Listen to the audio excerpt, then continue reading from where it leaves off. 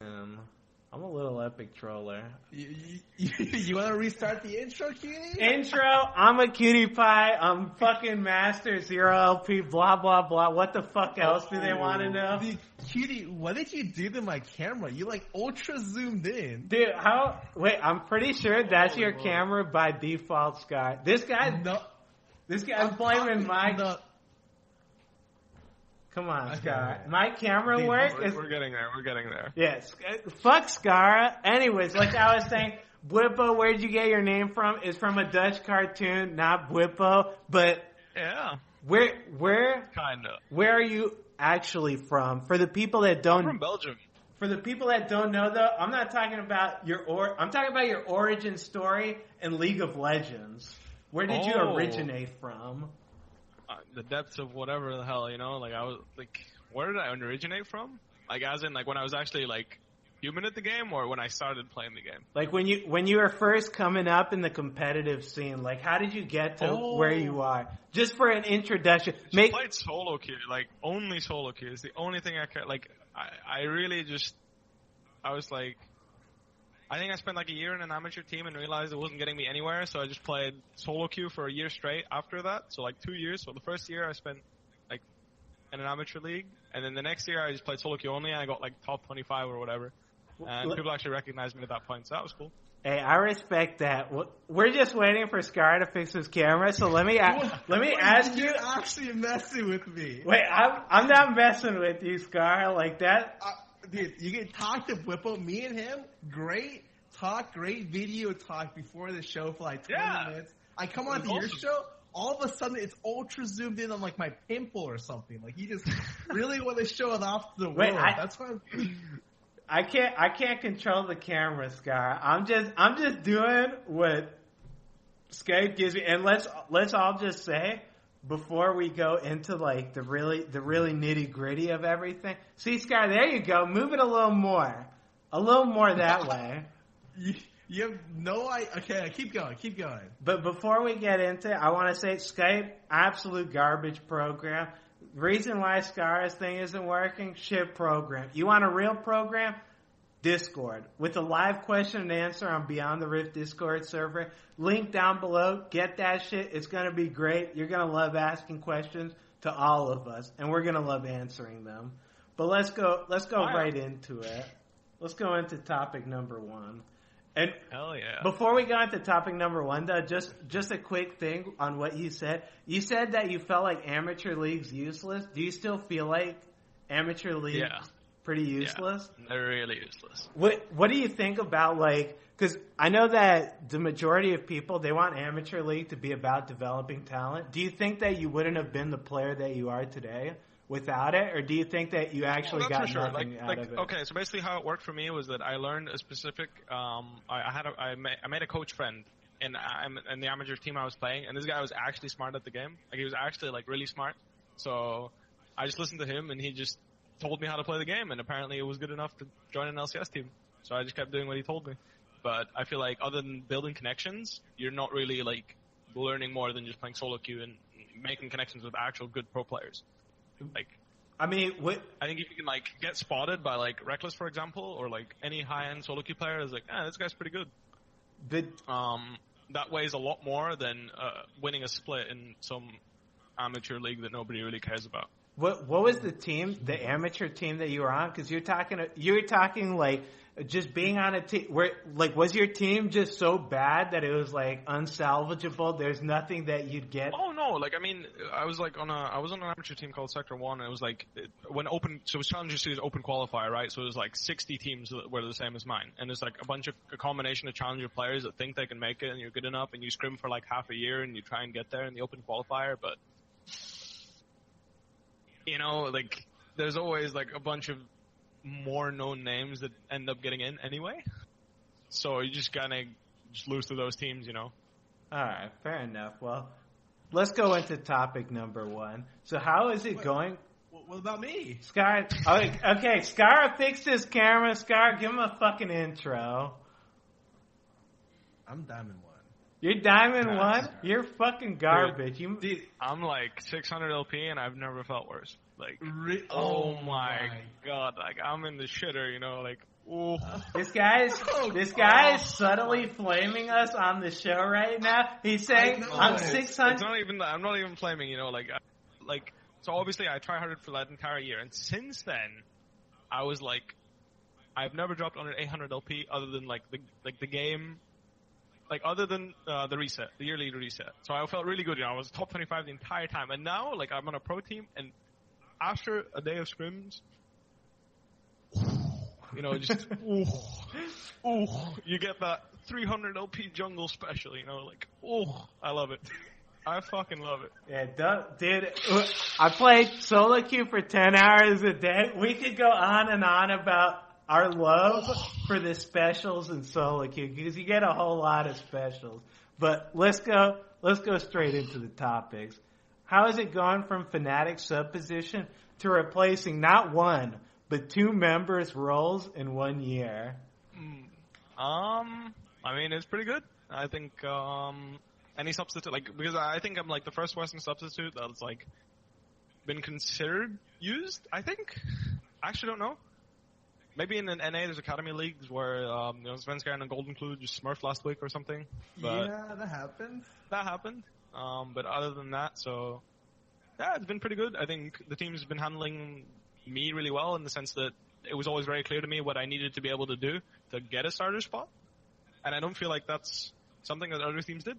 Like, I'm a substitute player, right? So I just got told, like, look, we want you to play these champions, be able to do this, and then, yeah, we'll consider you. So it's been good. I mean, did you ever think that, like, it was something out of reach, or did you always know deep down inside? Like, I joined the team. I signed on basically being like, all right, I'm going to go sit in the corner of, whatever room, play 15 hours of SoloQ every single day, and God forbid, my coach, like, goes and walks up to me and taps me on the shoulder, like, 12 months in. You know what? You can play Scrim. so you sign on like acknowledging that there's a chance you just be like water boy, like as we ask for water, you go get it. Yeah, exactly, 100%. Like this was like my expectation actually. now Reckless is getting you water, right? I mean, fucked up. Last week he played. Yeah, that's good at least. Let me ask you then, do you? Because I always wonder as a sub. And it wasn't before because subs never got used or anything. But now, do you feel a little like guilty about taking a player's spot? Because I think it was Meteos. He talked about how it feels bad like training your sub because you know they're just going to replace you. Do you ever feel a twinge of something? Yeah, I mean, definitely in spring, right? Because of what happened with the injury and stuff like that was like actually tough for me because not only did it feel pretty bad because I was playing instead of him when he kind of won the entire split with the team, and I just kind of walked in and was like, "Hey, I'm here for playoffs. Let's win the split, guys." Other than that, it was just the feeling and the idea of I didn't know if my team was actually comfortable with me playing.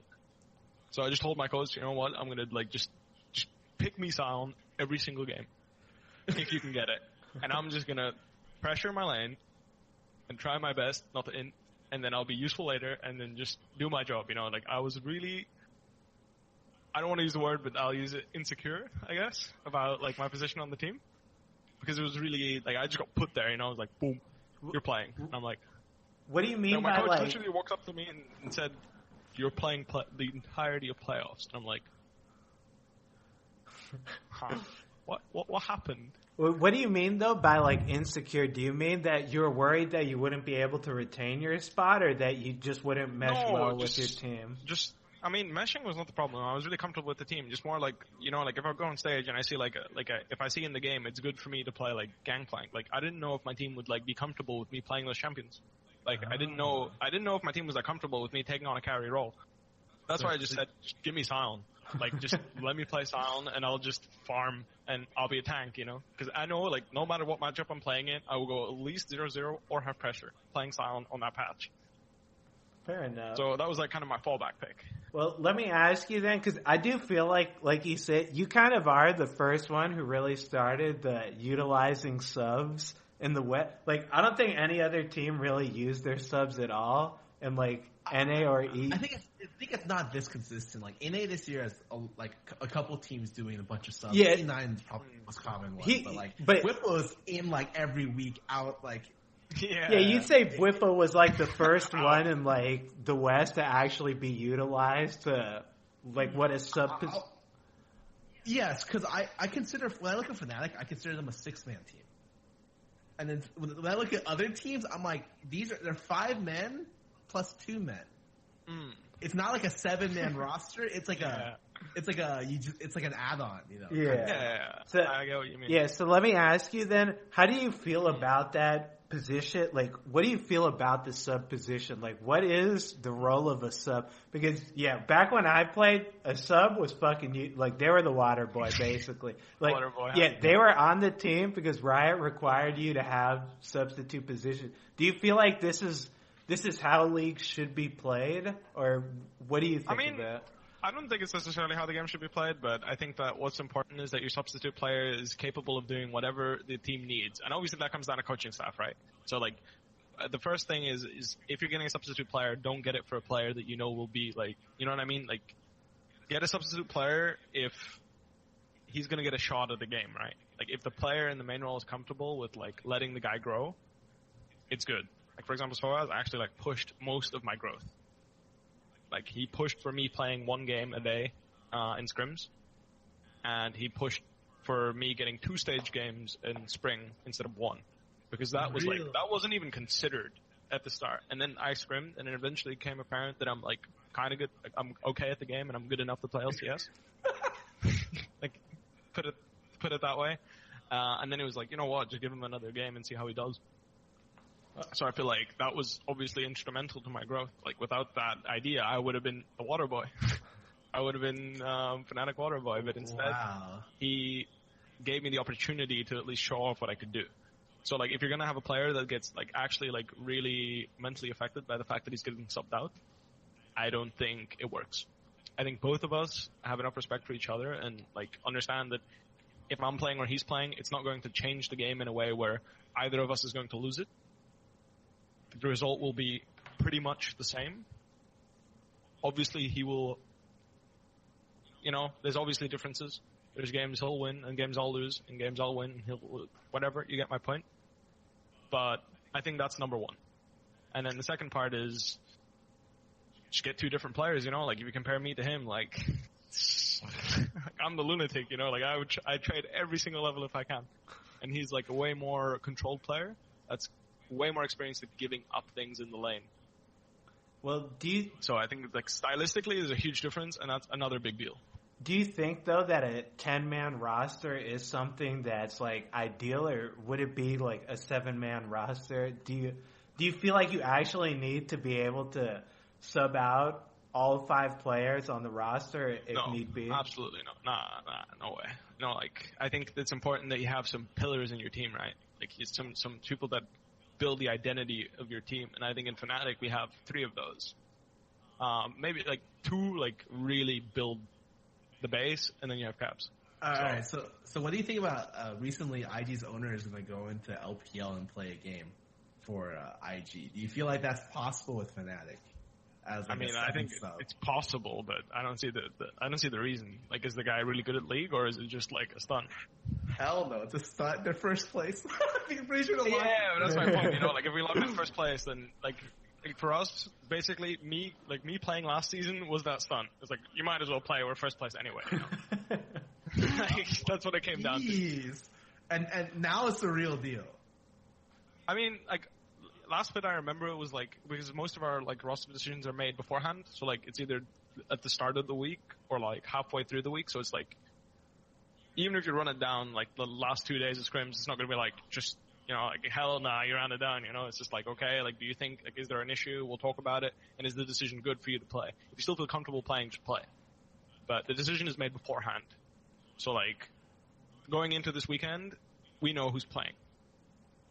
Okay. I think that's pretty reasonable. So, like, it was that when I started. It was like, you're getting a game this week, no matter what. It's just a matter of finding which game you will be able to perform in and look good in. Okay. That's cool.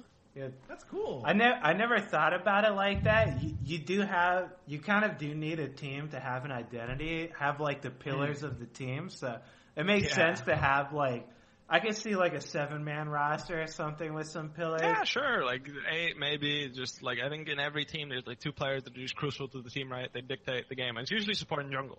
Usually, because they have the most freedom in the early game and they're going to lead how the game goes. Yeah. But it could be your AD carry, it could be your top laner, it could be your mid laner, depending on like how good they are. Like, it's pretty simple. Sky, let me ask you though about, I guess this is, you can chime in Bwipo too if you want. What do you think of like 7 like 8-man rosters in terms of like the actual contract? Because I'm curious, do you think that something like that is sustainable? If we get to a point where like we're getting super competitive and we want to have like 7-man rosters where we have like 2 subs that we're actually going to be like playing, how would that work in terms of like payment? Would they get paid the same, you think? Or? Yeah. No, they sign a contract, and then what ends up happening is, and this is what usually happens, is if you buy someone's contract, you pay them the amount the contract has. In A, that's different right now, as Echo Fox just showed, where they can just drop their players and no one pays them. But like essentially, like what should happen is like even if they get dropped, like they can still get paid out in their contract. That's probably going to happen in the future. And so I think that like, you know, LPL has done like a lot of subs for a lot of years. Like I'm not too educated on them, but I have heard that they've used their sub pool extensively throughout like multiple years. But I think that's because they have such a large talent pool. And I think that like if you're talented enough to be the 7th person on the NALCS team, you would want to be a starter too badly to be a sub. Yeah, I really believe that. That's why I'm asking, like a sub in the perfect world where the 7-man roster is like all 7 players are equal skill. You feel like the subs would get paid the same amount as like the starting players, or would they be paid less? I think they would be paid an amount that they'd be happy with going on stage. Like, so like, for instance, just to go on stage, people will take bad deals or like not as good deals. Like, I mean, I think obviously that's the case. So if you sign a sub position, you're not getting as much. But I also think that a really fair way of doing it is that whoever is going on stage gets a bonus, right? Like if you're trying to create a competitive environment for where both players consider money to be valuable, it's useful to have a system where, for example, if I'm playing, I get a bonus, and if Soaz is playing, he gets that bonus, that same bonus. So you're fighting for that bonus, if that makes sense. Riot already does that, where if you play on LCS, you're guaranteed that salary for the week. But like, I don't necessarily, I'm pretty sure orgs don't add on. There's no way. Yeah, that's an interesting idea with the bonuses. That I'm just curious, like, because if something like that does happen, because Bwipo, do you feel like you could replace a top laner in EU? Like, if you wanted to always have a starting position, do you feel like you could just replace like an EU top laner? Not naming anyone. Depends on. I mean, it depends on who, and then the question is, do I want really? Because at the end of the day, right now we're winning. Yeah, so I want to be on this team because we're winning. Yeah, but let's say in the future you're not winning. You're like middle of the pack. Yeah, but that's my point. But do I want to join that team in that case, or just want to be a sub on the best team? Because like, what do you think? Like in terms of like obviously money is something to consider. Like I'm sure the middle of the pack team will give you a lot more money because you're like you're only 5 people you have to pay, right? But in the same sense, I'm watching the best teams scrim against the other best teams in Europe, and as well internationally, I'm going to see the best teams in the world play against this team, and then learn from that, right? Like I'm going to get that experience, and if you're good enough, you're even going to play those games.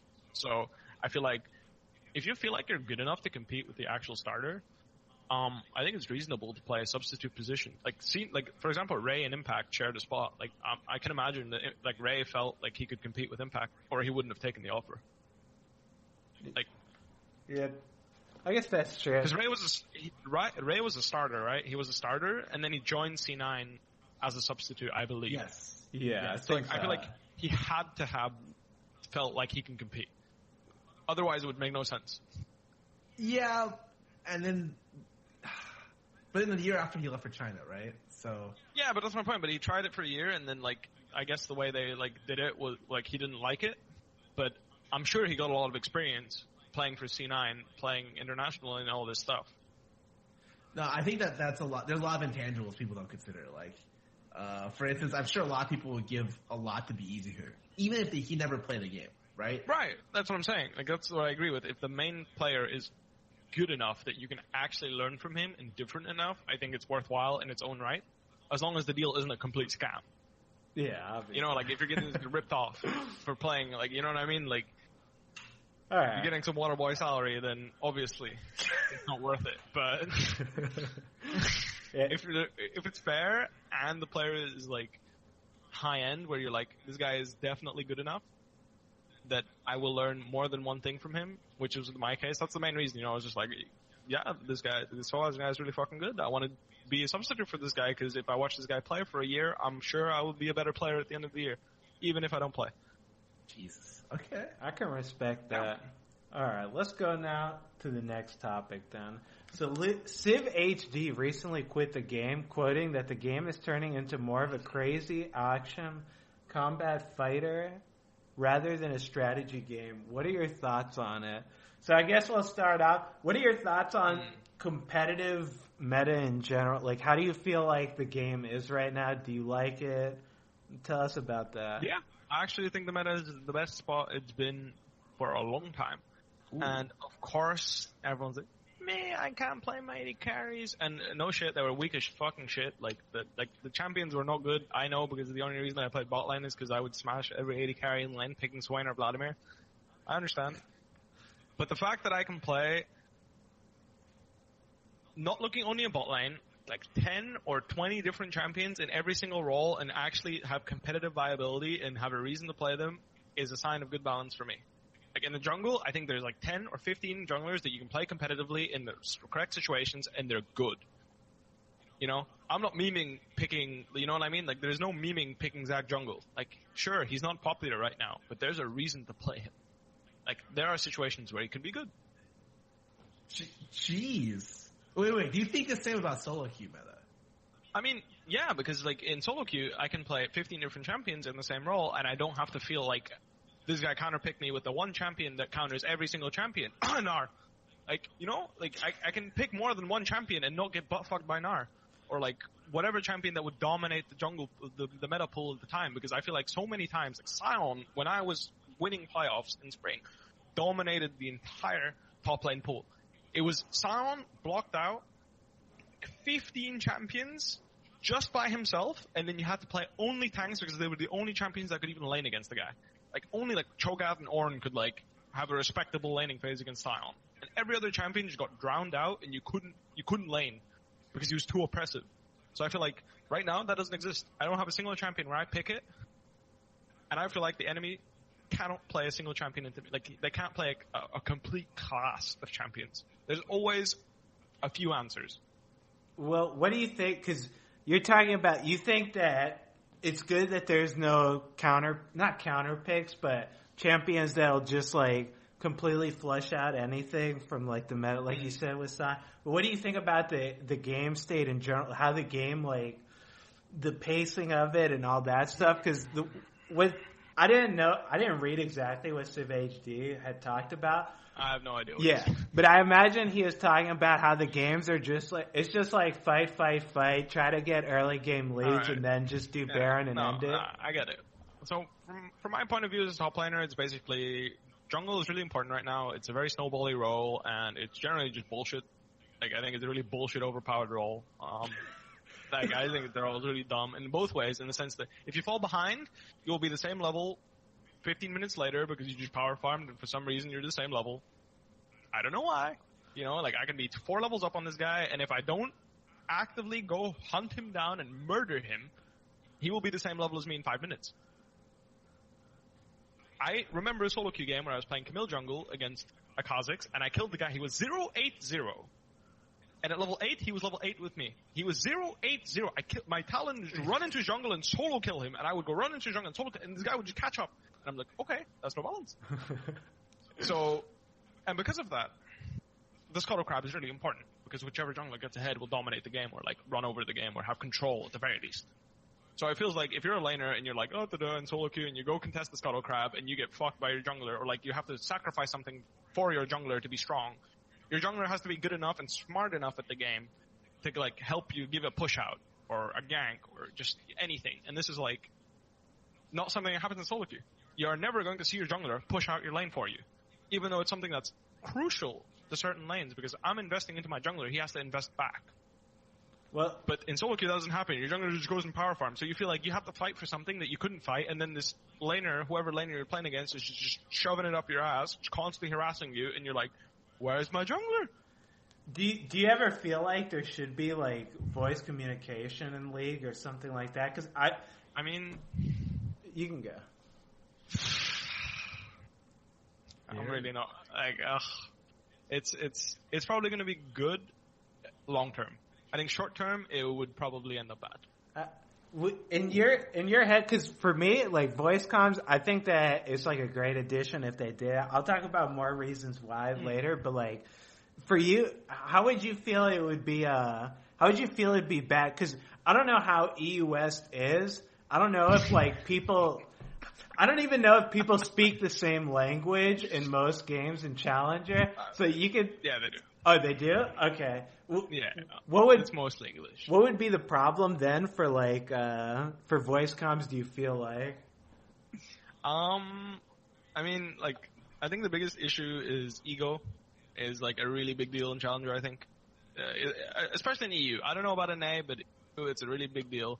You know, like if I'm a pro player, right? I'm on Fnatic, and if I ping my jungler, and I'm like, yo, can you like push out the lane for me or whatever, and the guy like doesn't do what I ask, like he'll actually feel attacked when I blame him for not doing that. You know, I'm like, yo, you should have given me a push out. My lane's fucked now.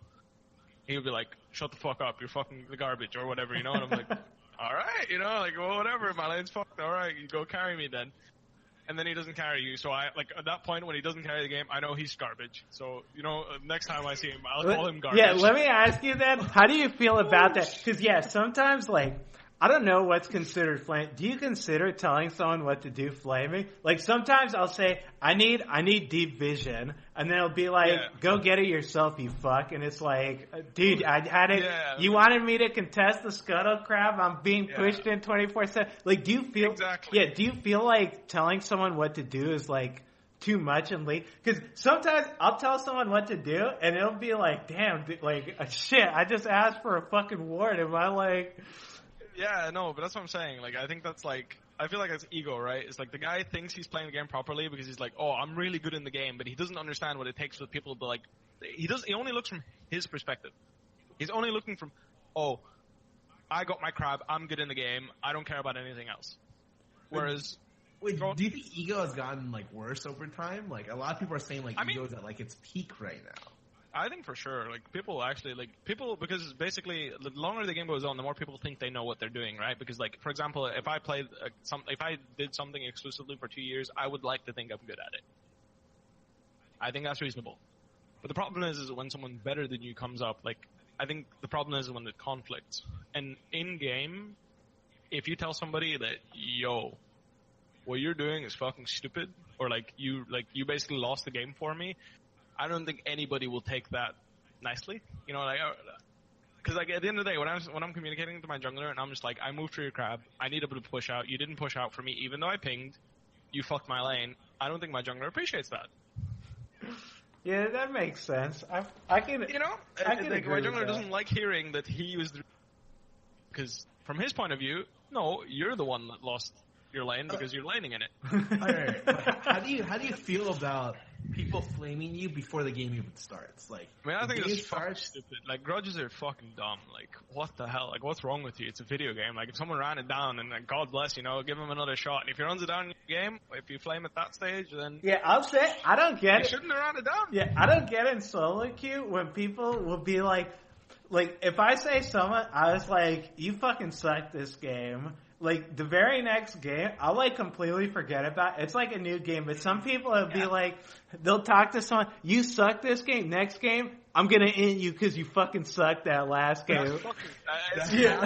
Holy shit. Oh my yeah, that happens so much. People that have that are actually, like, they have issues, man. Like, what's wrong with you? Yeah, seeing that shit, I'm just like, dude, that's why For me personally, I feel like voice comms would be so good in League because not only would you be able to like talk to people about like, hey, I need a deep ward, and when they tell you, no, fuck you, I'll be like, well, I came for your crab, I really need it, or you can come push my lane in and we can go do some shit together, or like anything.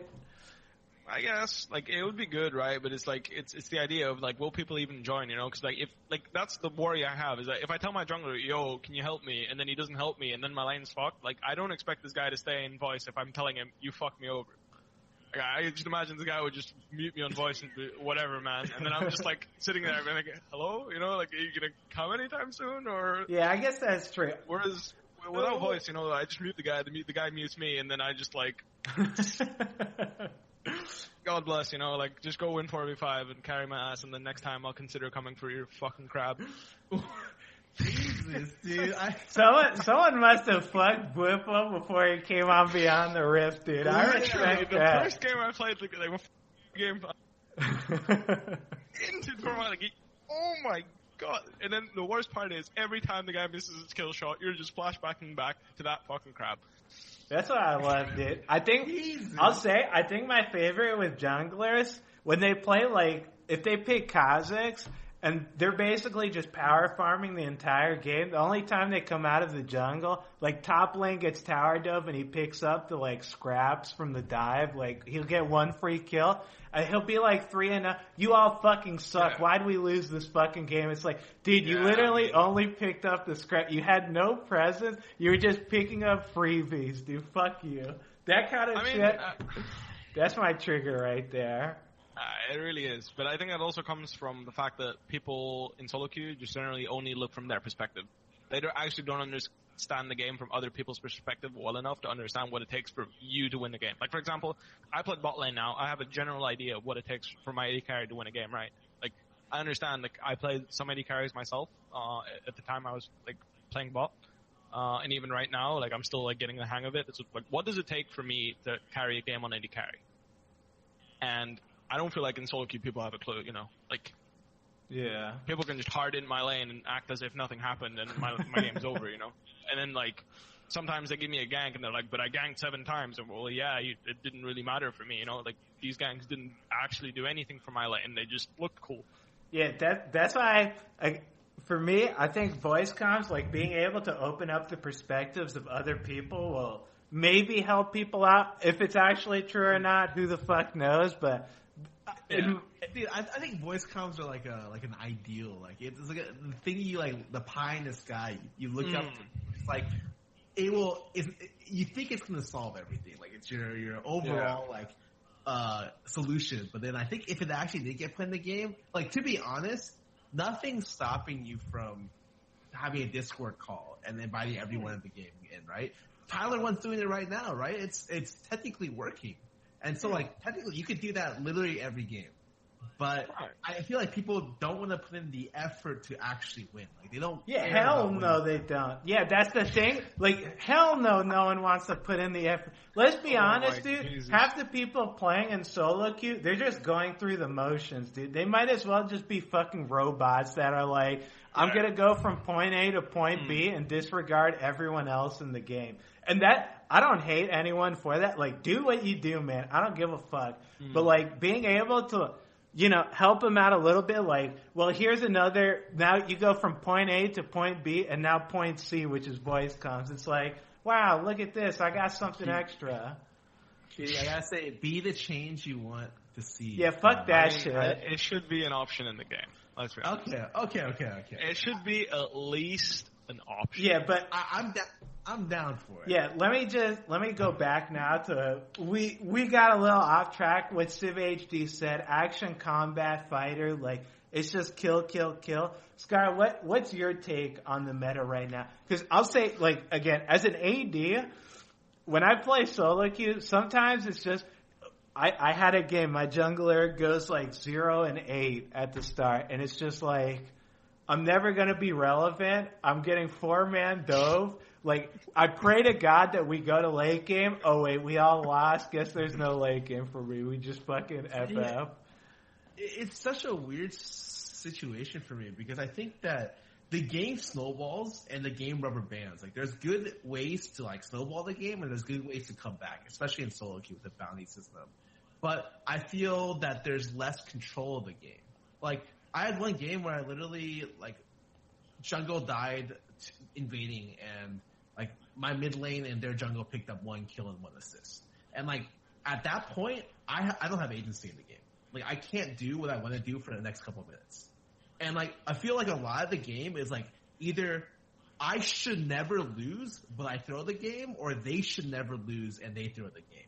As opposed to like it's supposed to be, it is comebackable, but the games just feel very strange. Don't say that fucking word, Scar. I don't want people saying comebackable. They already say that. What are you talking about? Yeah, I don't want to ever hear that shit, but what? You keep going. I just think that like there's less control for the individual player sometimes. Right.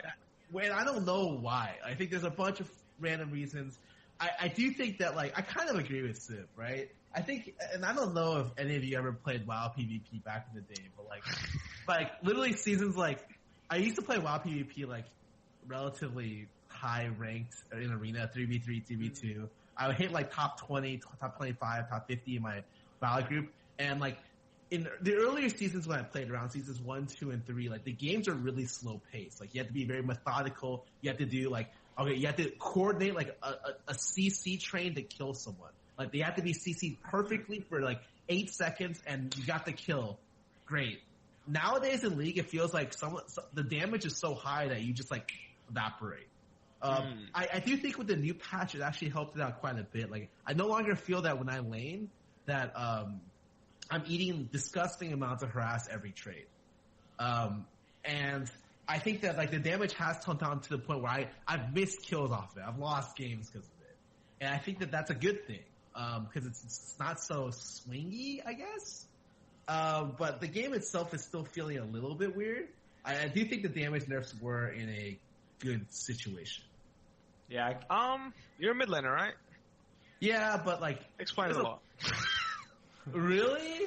I think every mid laner, like every popular, like every mid laner right now that's like being played committedly is just straight up balanced. Like, let's be honest. Like, oh my god, they do so much damage. I don't play any of the meta mid laners. But no, that's what I'm saying. But you're playing against them. Like Zoe, for example. Like, of course, you get one bubble, and you lose 80% of your HP or die. Like, it's either or. Dude, not even a bubble. She just one chain, 70% of your HP is gone.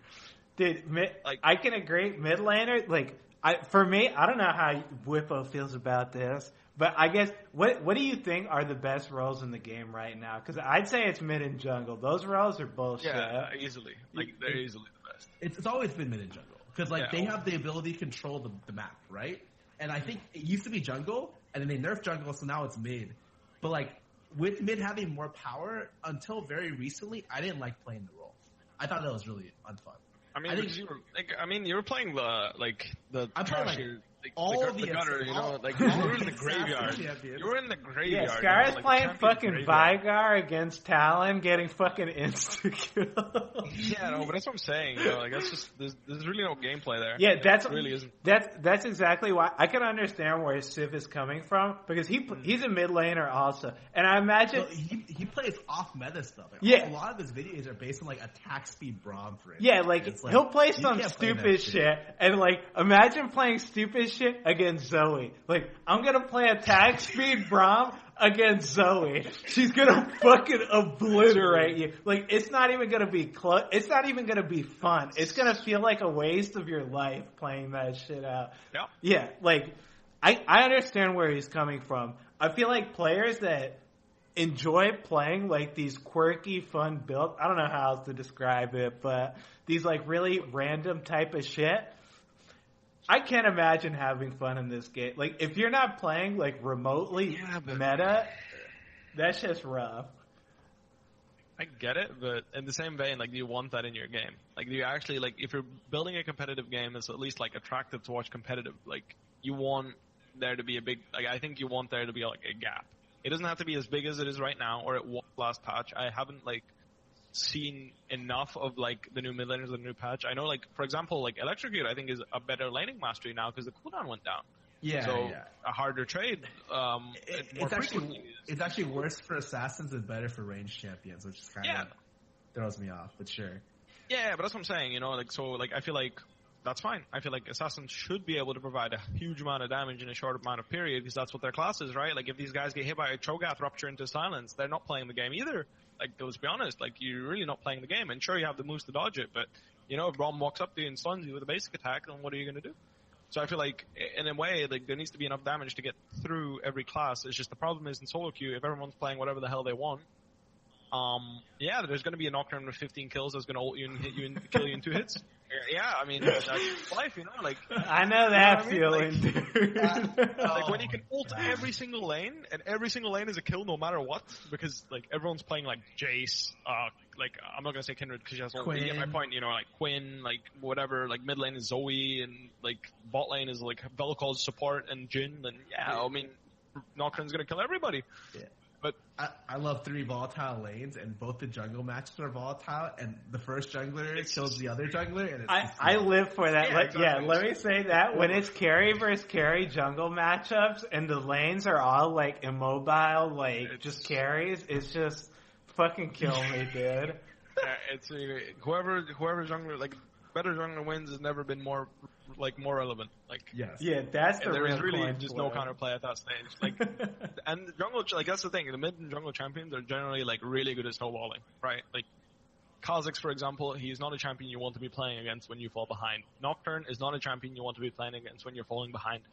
Especially if you don't have the tools, which, like, maybe 2 champions in the game have to outplay them. So, it's just a blower, you know, like you don't want to be on that end. Well, let me ask you one more question on this topic, and we'll move on. Then you talked about you just mentioned that like competitive and SoloQ are a bit different. Riot had said that they want to separate the patches that competitive plays on compared to SoloQ. Oh, you know what I'm talking about, right, Scarra?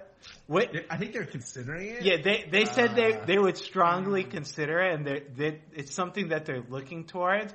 What's your take on that? Because for me, like, that's fucking terrible. Like, if that happens... Yeah, no, like, please don't do that. Like, yeah. Please. Like, not only will you disconnect, like, your viewers from what's actually happening, like, they won't feel like they're even playing... Like, they don't even feel like they're playing the same game at all. Like, right now, there's a really big difference. But, like, for me, what's important is that in my practice when I'm playing SoloQ, I'm at least practicing the same type of champion. So, like, for example, like, if I think champion A is, like, for example, Akali right now, right? Like, I need to be able to practice a champion in SoloQ against a wide variant of other champions. I need to be practicing all the scenarios, whereas if you split it up and you're only playing SoloQ, so, like, competitive, I guess, scrims, you're only going to be practicing against a very minor pool of champions. And then if you're that one guy with, like, the cheese pick, you're raking gold, you know, like you're gonna be smurfing on stage. So there's that for competitive players, and then there's the sense for me personally, I want SoloQ to be a bloodbath. Give me billion kill games every single game, please. Like, just kill everybody. Like, just everyone kill everybody, because that way I'm practicing my mechanics and I'm having fun. Like, I enjoy a 13-13 score more than I enjoy going 0-0, waiting for the enemy jungle to show his face.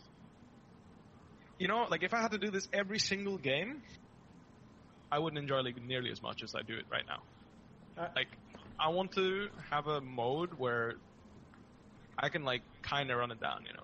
Kind of run it down. Like, in the sense, like, I know the jungler's there, but I'm still gonna trade, you know. Like, not run it down as in I'm running it down straight, but, like, I know it's a bad call, but I'm going for it. Yeah, that's why they got the nuke there. Nexus Blitz, right? Yeah, pretty much, man. I guess? Literally, I think that's what Riot thinks. It's like a short, fun game mode. I actually hear a lot of pros are enjoying it right now. Yeah, I mean, no, God bless if it's like, if the quality of play is high enough that everyone enjoys it, sure. But, like, for example, if I go queue up right now and I'm queued up against 4 silver players and a gold player, and you know what I mean? It's like playing football with 1 foot against 6-year-olds. Like, I'm just gonna walk over them, you know? Like it's that's why I don't enjoy playing against lower ranked players, is because, like, no offense, you know, like, I don't think it's bad to be a low ranked player. Like, God bless, you enjoy the game the way you enjoy it, and you don't invest nearly as much time as I do to be good at it, but I shouldn't be matched against you for a reason, because it's not going to be fun for either of us. At least I don't think so. Like, I don't enjoy picking a champion and just pressing my buttons in any given order, and the guy doesn't know how to respond to me. Like, no matter what I do, I can like literally run into the turret, take 2 turret shots, walk out, and then level 1, and then still win. And sure, it's fine that way because the guy hasn't tried nearly as hard to be good at the game as I have. But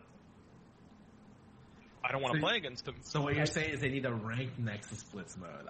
Riot. I mean, this is a $10 million idea. If, you know what I mean? I mean, yeah, like if it's like ranked in the sense like ranked flex, maybe like general skill level is high enough where I'm gonna get punished if I like play badly or play poorly. Sure. It's just like that's what makes the game fun for me. If I make a mistake, I want to get punished, and if he makes a mistake, I want to be able to punish him or at least know how to, because then I feel like I'm good at the game. So you like the punishment then? You want to be when you're a naughty boy, you want to be punished. I'm just saying he's talking about when he makes a mistake, he wants to be punished. Jesus Christ. I'm just clarifying. I mean, in League of Legends, that's why I didn't mind this patch. You know, when I am that disgusting player. I am the Jace player. I got rank 1 in the EU playing Jace.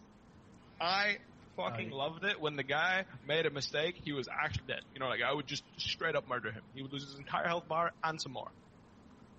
Good. If you fuck up, you deserve to get punished. But in the same sense, if I fucked up against like any like brainless champion like Cho'Gath, I'm not playing the game either. Yeah. So I feel like there should be a balance, and you should be able to opt into champions that have that varying amount of weight. Like, I like playing Jace because I can completely smash someone in lane, or if I fuck up, this guy is not going to let me play the game ever again because I'm not going to deal enough damage to punish him ever. I can respect that. And then the other way, I think it's fine to have like champions like, for example, I'm not sure like bot lane is kind of specific, but like for example like a Braum or an Alistar, you know, like these champions are never going to get punished to the point where they cannot play the game. Bot lane or lane, maybe in specific matchups. But you know, like in top lane, for example, I pick Maokai. You know, even if I fuck up, it's not like my lane's over. I can still play. You just fucking drill on yourself. Fucking top laners, dude. They don't know what it's like. Yeah, they don't know what it's like to struggle. They just go for the default Maokai or some bullshit. I'm over here just fucking wait for late game, guys. I'm useless as fuck right now. Top laners make me sick. No, but that's what I'm saying is that like, I think there should be champions that allow you to completely exploit your opponent and like show off that you're good and you enjoy doing that. And there's champions that should be very neutral and they don't have a high payoff, but they don't lose too much either. I think that's what's good, and I feel like that's right now in the meta. Like, you can opt into those champions in every single role. I think if you pick, for example, Vladimir mid lane right now, I don't think you can smash into the ground by any matchup. But you're not going to beat any matchup convincingly either. Alright. Like, as long as you can play the champion to a certain level, at least. I don't think you've seen my SoloQ games, but let's go to the next topic. Yeah. I don't think you've been watching. You haven't seen my games, dude. But, Bwipo, you've always been high rated through your professional play. How important is it to be high on the ladder? Ooh. I think it's really important. I think that any player that has, like, excelled in his career has been high MMR. Or at least that has excelled for like a long period of time, has been high MMR for most of his career. I think there's exceptions. Of course there's exceptions. Yeah. But God bless to those guys, you know, if you're smurfing when you're practicing in a low MMR, then fair enough. If you don't need that like high quality practice against the best players in SoloQ ladder, then sure. If that works for you, then that's fair enough. So what about your teammates LP? Because I feel like you track your teammates LP, and usually, or at least when you told me, you're the one at the top. Oh, I don't really track them. It's just like, you know, if I scroll down the ladder, like, I usually see my name at the top, and like, when my teammates want to be, they get high elo. Like, Caps is that type of player, you know. Like, if he wants to, like, the guy will hit rank 1 in like 2 months, like 2 weeks, like, not even like a week maybe. But you know, like, he doesn't always want to. Same with Reckless, you know, like Reckless, like in off season after MSI, the guy just said like, I'm gonna hit rank 1, and then 3 days later he was rank 1. So I can respect like, it's that. not like they can. It's just they don't put as much value into it, rather than just like grinding the sheer amount of games into the champion and like getting the games into the champions that they have to play. So you think then SoloQ is like It's incredibly important for professional play. I mean, I think it depends on the player, but I think for me, why I think it's very important is because if I in SoloQ can play a good game of League of Legends, which like I respect the jungler, I trade in good opportunities to trade, I like play around my jungler, I don't do stupid shit when he's doing his Krugs and I'm on the other side of the map or whatever. It's good practice because this is the type of habit I want to have when I'm playing on stage. But in the same vein, I also want to be that guy that just runs it down and just hard trades when my jungler is doing Krugs and then blame him after because he was doing Krugs. So, I think it's a bit of both. I think that it's important that you still enjoy yourself, but I think that SoloQ can provide you quality practice if you wanted to. I can agree with that. So it's really up to the guy. If you want to be negative and flame your jungler because he wasn't literally scorer, then God bless. You can do that. Or you could just accept that, you know what? There's positives and negatives to the game I just played. And, yeah, my jungler might have not been the best, but... Is that what you tell yourself after you lose a game because your jungler feeds your lane? Yeah, exactly. I used to be, really positive, and I would always take the positives out of my game and just go next. But now, when I get into it, I'm remembering it, this guy was that's the truth right there, dude. Inted me. I'll tell you, I used it with someone hints me. It's just like, hey man, at least I did well in lane. At least I was playing decently. Now it's just like, oh fucking, I hope you're in my next fucking queue, dude. I'm gonna be playing some real fun shit with you. Fucking. I mean, maybe not to that extent, but if he's on the enemy team, I will make his life miserable. I'll sweat for my life. I'll play the most try-hard game of League of Legends I've ever played in my life just to make sure he loses the LP. Even more LP. Jesus. I respect that. That's a man on a mission right there. He's cleaning up EUS SoloQ. Good shit, dude. Alright. I mean, I guess. Let's go to the next one. So now there was a lot of talk about EU players and NA SoloQ. How was it for you and your teammates? I talked to Bwipo about this a little bit before, so this is a funny topic.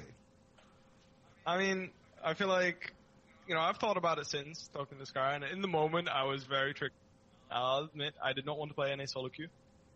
I actually, it was as bad as people said. But at the end of the day, what it comes down to is that you can still make the practice valuable. Caps is the best example. This guy would just he wouldn't care if his teammate's in it or whatever, he would just go and carry with 25 kills if he wanted to. He would just go and sit down and hard carry if he needed to, or he would just play for his own practice. But if you're trying to play SoloQ, trust your teammates, expect human picks, don't go to an A. Expect human. What is a human?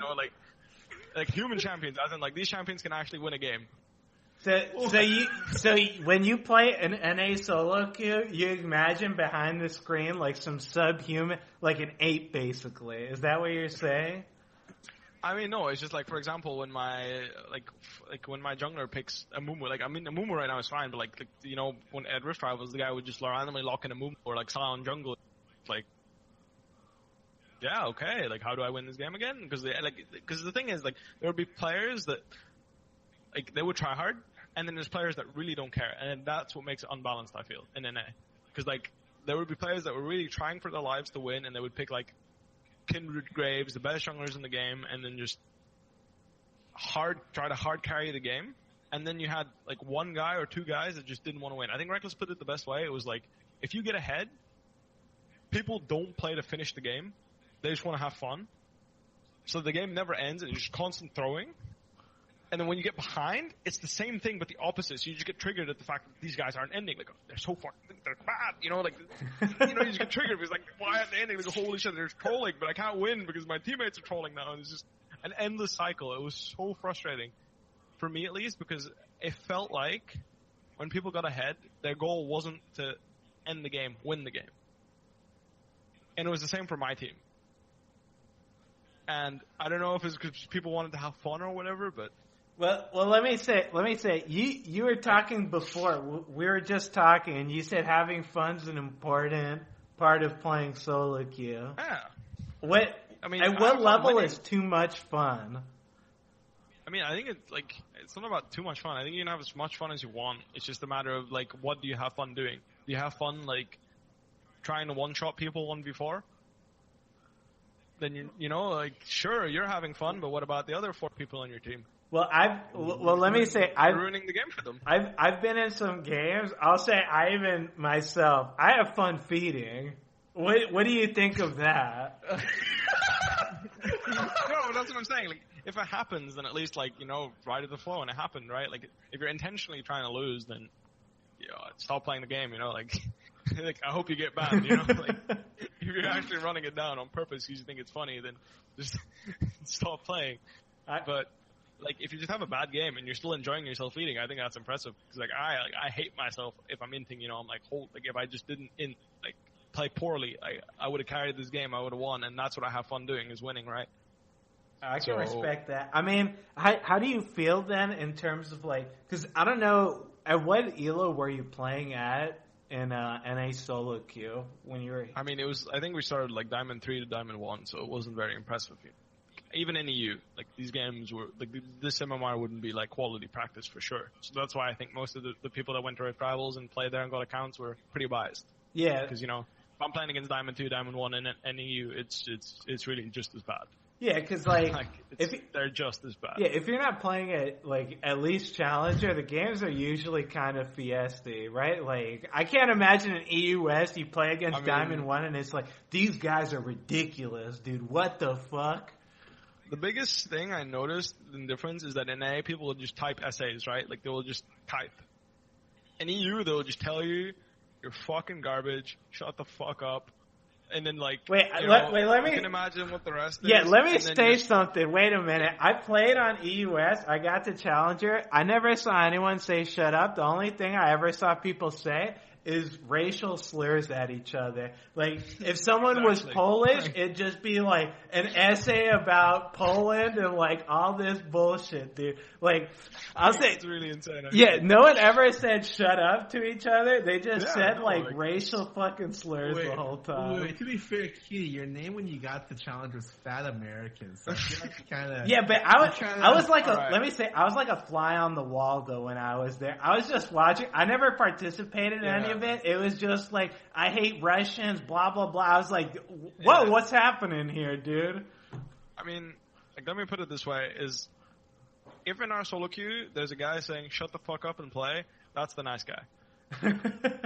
Like, when he's telling everyone to just shut the fuck up, focus on the game and play, like, that's the nice guy, you know, he wants to win. Like, you know, he's the only guy on your team that wants to win. Yeah. Everybody else is just running it. That's why, like, for me, for example, when I press FF, it's not like, I will always play a game out, no matter what. Even if I think it's doomed, I will play the game out. Because even if there's only one guy that wants to play the game.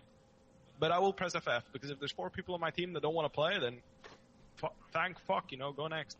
God, yes. Oh, God. That's like my same mentality. Like, I feel like you do want to develop mental strength to be able to, like, there are games that you can come back. But, like, if your team doesn't want to try, like, exactly. What's the point trying? Exactly. So, like, I press FF, like, randomly, you know, like, at 15 minutes, I'll press FF, and if 5 people play, then, well, I'm not playing, you know, whatever. I don't know about randomly. Like, I don't feel no, randomly, but, like, for example, someone runs it, you know, like, someone runs into the, like, you know, ping the guy, like, not a good play, not a good play, not a good play, and then he dies, and I'm obviously not happy about it. I'm just going to type /FF and see how many players on my team actually want to win. Oh. Okay, maybe we're not the same player. Wait, I can respect that. I just throw it out, you know, I'm just like... Yeah, he's just testing the waters, dude. He's dipping his toes in there. I feel like your FF vote is like a hello, like it's a greeting from the US. For me, it's like a little bit more serious than that. No, like, it's just... Like, I think for me personally, that's what worked, because, like, if it appears that 5 people on my team don't want to play, then I saved myself a good amount of time, I think. But in the same vein, it's pretty toxic, so I don't do it nearly as much. Like, I do it, like, once every 10 games, maybe, if I'm, like, I want to test the waters. But no, that makes sense, though, because, yeah, like, some game, like, if it's 0 and 8, it's not completely unwinnable, but, like, if someone throws an FF vote out, like, maybe the people don't want to maybe they don't want to put in the effort to win the game. Like, if they FF, I wouldn't hate it, but if they stay in the game, I'm not going to be like, why are you staying in this game? Yeah, I'll be like, I'll play it out, sure, dude. Whatever, man. Like, just play the game. And it obviously depends on what champion you're playing, right? Because if you feel like you have the power, the tools to carry, then you're going to want to play the game out. I respect that. But, you know, if I'm playing, like, I don't know, like some Bard champion and I'm 0 and 8, then whatever, you know, like I'm just taking the piss, you know, like or whatever, man. Like let's just get me out of this game. You know, I think I'm funny playing Bard or something. I'm not saying the champion can't carry. I'm just saying that I definitely cannot carry on this champion. I probably shouldn't have picked it. I respect that though, because yeah, like I understand where Sky is coming from with the FF votes, because a lot of time, like I know in NA, like someone will throw out an FF vote. If it doesn't go through, they'll like, you guys didn't forfeit, I'm going to run into the enemy turret now and kill myself. That's just not the way to go. I understand where Scar is coming from, where like FF votes in NA, it's like,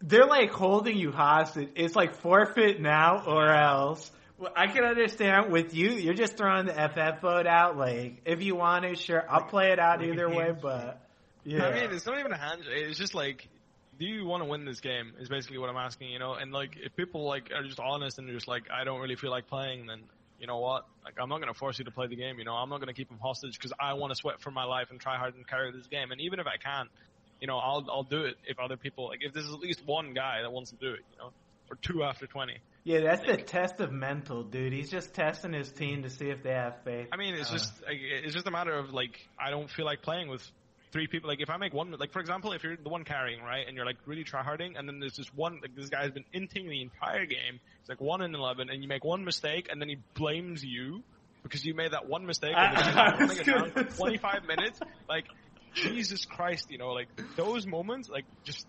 I'm tilted for the rest of, like, week. I fucking love that shit. I'm like 13-0 on Kaisa. I'm going ape shit. I die once, and then the FF vote comes down, and it's like, this game's fucking over. It's like, dude, I'm the only reason. Shut the fuck up and play this fucking game out, you stupid fucks. I can carry you fucks. Yeah, but that's what I'm saying, you know, like, that's just, like, it just tilts me. Like, there's one, like, I make one mistake, and the guy like, makes 15, and then he just doesn't want to win anymore, because oh, you're the reason we're losing, when you're the only reason you got there in the first place. It's disgusting. I fucking love that. Yeah, we get to, like, 30 minutes, I die once, it's like, this game's over, we're never gonna win it. It's like, motherfucker, the only reason we're at 30 minutes is because I have 13 fucking kills. Shut the fuck up, and just fucking play along with me, dude. I mean, and the worst part is like, because I'm in the same, like, boat as, like, if you're inting, like, just ride it home, you know, like, keep pressuring the map at least. Like, at least take someone down with you, you know, at least make someone waste his time on you. So, like, when I have an inter that's playing for KDA, and, like, the guy is, like, standing behind me, taking my experience, and, like, trying to, like, test my creeps and my wave and shit, like, I just, like, oh my mother of Jesus. Like, dude, don't even get me started on that shit, dude. I understand Bwipo now where he's coming from, because I'm the same way. Like, if you want to feed, dude, but at least do it in a way that you're actually relevant in the game. Like, if you're feeding, I'm going to take this, I'm not even going to push in my wave. I'm going to wait for the wave to push into me, and then I'm just going to sit on my tower when I know the dive's coming and just die again. It's like, dude, like... At least ward, at least like do something to try to fucking be useful. That shit, that's when I throw out an FF vote and test the water. See, you guys want to play this out? You want to play it out? All right, I'll try, man. Yeah, no, but like it's the same. Like, the worst is you create a slow push in the wave, right? So you push in top all the way. Yeah, you go mid lane, you kill 3 people, you know, and you're pressing base, and then you see this one, the inter run straight to your minion wave and eat the entire thing, and you're just mental boom for the rest of the game. You cannot play anymore. Like, this guy just took 50 CS, or like whatever, 30 CS that you set up like a minute in advance, and this guy thinks, like, I don't know, oh my jeez, like, I feel like you guys are getting flashbacks what we're talking about. Yeah, we could go on and on about this shit. Let's go to the next topic. This is just SoloQ things, dude. This is just how SoloQ is, so let's start with, how do you see your strength as a top laner, and who do you respect in EU? Well, my strength as a top laner, I think, is that I always contest. It's also my weakness. I will contest every level, every creep, everything that I can contest, no matter what. Like, it's... I played, like, top lane, I think one game this split, it was Jarvan versus Rumble, and it's the reason we lost the game. It's because at level 3, I was getting tower dove, and I didn't know yet. Camille was behind my turret, and I contested Rumble like close to my turret, and then I got dove and killed, and then the game was pretty much over because I lost like 20 CS. But point is that I think that's one of my strengths too, because I'm someone that I will lose relatively little because I always contest the wave. So like for example, if there's a wave slow pushing into me, I'm not gonna wait under my turret to get dove and killed. I'll at least like try and like get some of the wave or make him lose some HP.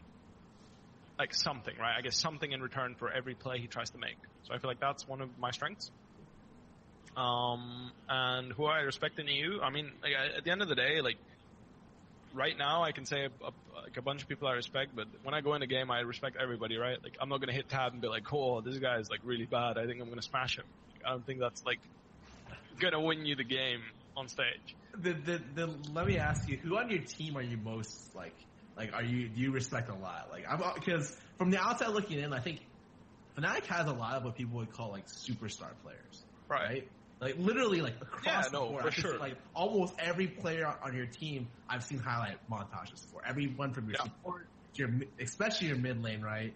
Your AD, like, SOAS, like, legit everyone. Yeah. I think everyone in a different way. Like, I think that's the cool part is because I can look at, like, for example, Broxa and respect him a lot for his mentality, right? Like, this guy has the most positive mentality and he lifts the team up when the game is boom, you know? When the game is boom, he's the guy that says, guys, let's bring it back for one more hustle.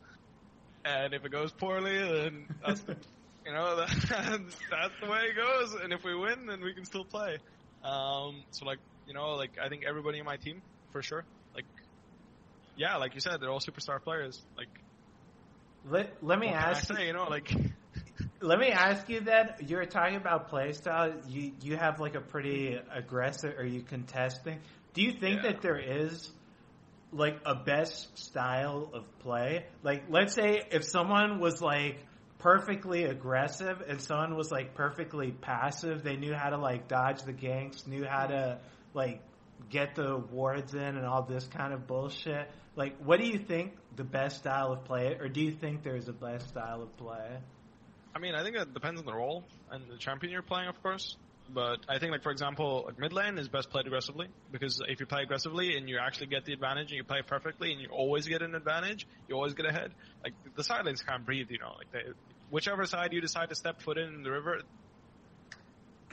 no trading for you. Like, I can't trade anymore. Their mid lane is stronger than mine, and he step foot in topside river. Oh, that sucks for me. So, like, I think jungle and mid, like, definitely want to be aggressive, and then I think top lane wants to be rather passive, I think. You want to be someone that's like, you'll see the opportunity to TP and you'll go for it. And then, you know, like you'll be there if you need to be, but you're always in a situation where you can TP. So like you always have presence on the map, but you're not forcing it yourself.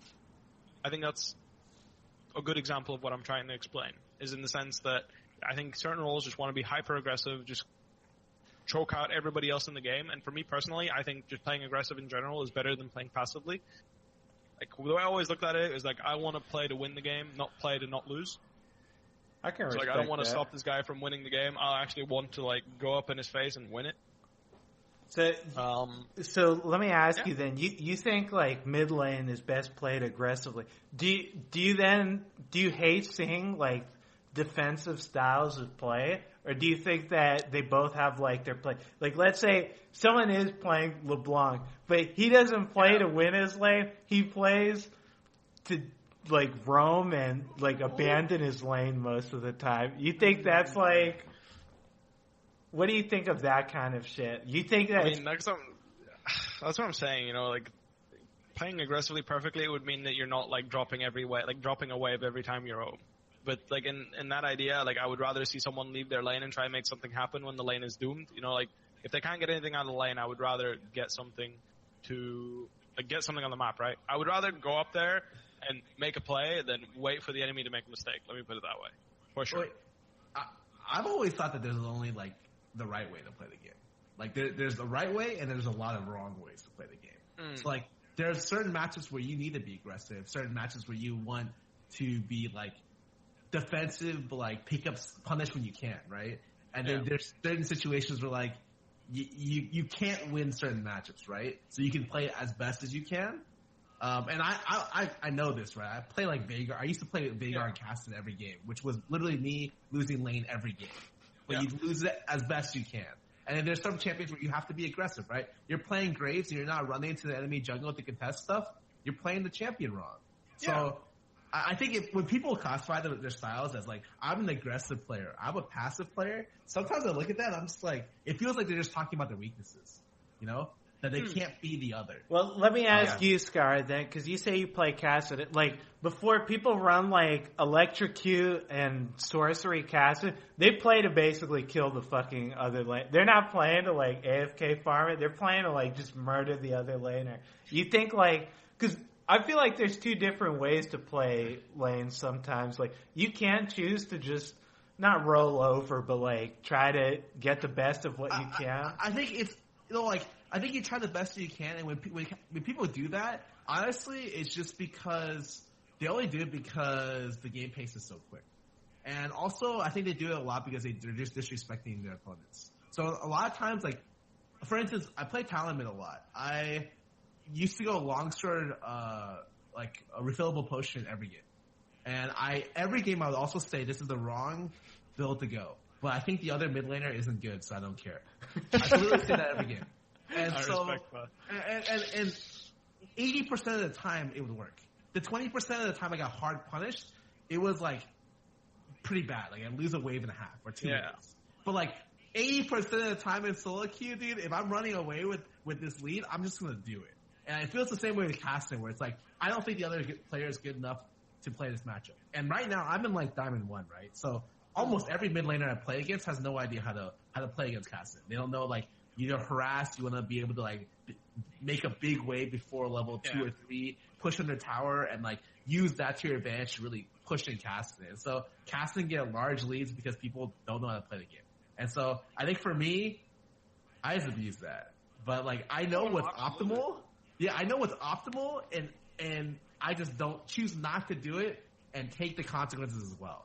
Hey, I respect that. That's man mode type of shit. But let's go then. I like it. Yeah, let's go to the next topic. So between playing bot and top lane, which role is the harder role and which role is more important? Ooh, the spicy one. Right. So I think for me personally, I think bot lane is definitely the most important one. It's more important than top lane, that's for sure. And competitively speaking, at least, you know, in SoloQ, I think it's been pretty good actually this season. Last season, I don't even think anybody would have disputed bot lane was more valuable. Like, oh yeah, hell no. Nobody would have even considered it. But this season, it actually got a lot better, especially because of the champions that were played. So, like for example, Camille, like you know, if this champion gets a head top, even right now, like your game is not going to be nice as an AD carry. You know, like, this champion will walk over you. But it's usually pretty champion specific. So which role is the harder role? Honestly, for me, top lane, because I had a support player that's really good. And he would just tell me how to play the game, and if we're good enough, we would win the lane. So he would just tell me how to play, basically. So I feel like in SoloQ, bot lane is probably harder. But in competitive, if you have good enough synergy, you can get away with being a worse bot lane. If you just are better as a duo. Let me ask. Is Facil saying as good as I've seen? Yeah. I watched this guy play Pyke. I watched this guy play like Morgana. I've seen this guy play like literally every support looks like a montage reel sometimes. Yeah. I've seen looks, it's like disgusting. Yeah. Well, there's that, and there's like, I feel like he looks at the game differently than I do in bot lane sometimes, whereas like, he dictates the trades, and sometimes I think it's a bad trade, right? But I just have to follow him. And it turns out we're killing them. And I'm just like, okay, I guess. And that's obviously because I'm not experienced as much as bot lane. Because, like, for example, I would play, like, Xayah Rakan with him in SoloQ, right? And he'd be like, yo, let's go. These guys are fucking dead. And I'm just like, whatever, you know? I just press my button, press my W, and then my Rakan would go and kill them because the combo is not balanced. But, like, yeah, that I feel like... You feel like bot lane's like somewhat hard to play then, and at least in SoloQ, because when it's Xayah Rakan, that shit's literally like if I'm the Xayah, literally just click my button. Like it's not like I'm doing anything. Like oh my god, he used his Q and his E at the same time. Like that's probably the hardest thing to do, and it's just like That's just easy as fuck. Like, I love AD. I've played this role forever. I think AD's fucking easy as fuck to play. Like, I mean, I think the decision making behind it isn't necessarily difficult, but I think you need to be mechanically really good. Like, you need to actually have the mechanics to pull it off. Like, if you want to carry a game on AD, you need to have the mechanics to pull it off. And that's why I think it's an easier role to play, because you just only grind the mechanics, and you will be considered a good AD player with no brain. Like, you know, like the support player can put the brain in you. That's the damn truth right there. Amen. He can tell you when not to in. But when the situation comes and you see it, and nobody's holding you back, and you're actually good enough to pull it off, you will hard carry games. Which is why it's more important. Yeah, I definitely, no argument. I think AD is a lot more important, and I think AD is a lot easier. It probably shouldn't work like that, but yeah. Scar, what do you think about? Do you think bot or top's more important, and which one's harder? I'm curious to hear what you think. I had a talk with one of the NALCS players a week or two ago, and he told me he thought top was the most important role in the game. Wow, and really? I was mind blown. I was like, "What are you?" Yeah, no, literally, I was just like, "Really?" He's like, "Yeah, I think it's actually like a really important role, and that the difference between someone who doesn't know how to play top and someone who does is like astounding." In LCS, I'm like, sure. Really? Is it? I mean, sure, but like, you know what I mean? Like, we're assuming that both teams can play the role, right? Like, if I'm my opinion. But no, that's what I'm saying. Of course, like, for example, like, you could even make a meme, you know, like, whichever team has the Mundo, you know, like, if you have a good top laner playing Mundo and the other guy doesn't know what he's doing, the game is fucking won, you know, like, this guy is gonna kill everybody and never gonna die ever, you know, like, it's just, like, same with Gangplank, you know, like, you get ahead of him Gangplank against an autofield player, like, this champion will just run over your team, like, there's nothing you can do, there's actually, like, you're just praying to God he's bad at Gangplank. So I feel like there's certain champions that make the role important, but all in all, if you're playing against an equally skilled opponent, you're not going to carry a game from top lane unless you're getting set up to carry. Whereas in bot lane, if you're equally skilled, I feel like you could just pick, for example, the better scaling AD, go 0-0 into the game, and then just hard carry after like 4th item. Yeah, I always thought AD was the harder role to play. Well, actually, I thought AD was the more important. I think AD is actually a harder role to play. But I think that's just because the mechanical requirement, like when I see ADs in SoloQ, like the mechanical skill varies widely. And when I play AD in SoloQ, like I'm pretty bad at it. So it's just like, I guess if you're saying that there's a similar mechanical skill in both ADs, I would say top lane is really difficult to play. Because understanding like pressuring through TP and like just how important one death is top lane is pretty disgusting. Yeah. No, I definitely, like you're saying right now, I agree. Like, top lane, it's all about big brain. Bot lane, it's all about using your fucking mouse. Like, yeah, like, dude, anyone can right click, but using your brain's like a different fucking, that's a whole nother story. I don't know, man. I look at like ADs and even the LCS, you'll know like LCS players. Like, they're like, oh, this guy's famous for his Ezreal. Oh, you can't give this guy this was an LPL. I talked to the LPL analyst, and he said this about Kog'Maw. He said Kog'Maw's a young man's champion. And in LPL, a lot of AD carries, like it's a region famous for AD carries, right? Yeah. And then they just like to flex. And I feel like Kog'Maw is like the AD you play if you're just there to mechanically flex on the enemy. And it happens like so many times in that region. It used to, not so much anymore. Yeah. I would just turn to the games. I'm like, are we playing the same game? Because I look at like if people at NA play, I look at the two Kog'Maw differences. Not even fucking close. And so for me, I think like even when it comes to pro players in NA, the difference between someone who's able to play mechanically that good and who can't is different.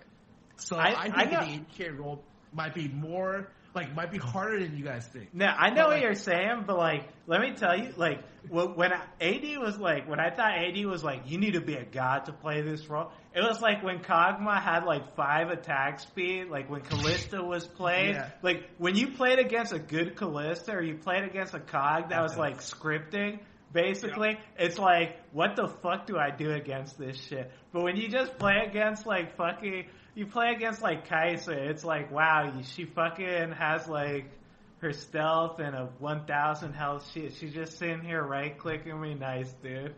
Like there's no, oh my god, this Kai'Sa's a fucking monster. Wait, what the hell? You feel like when I play against Kai'Sa and this guy's, I'm fucking doomed. Like it's doomed.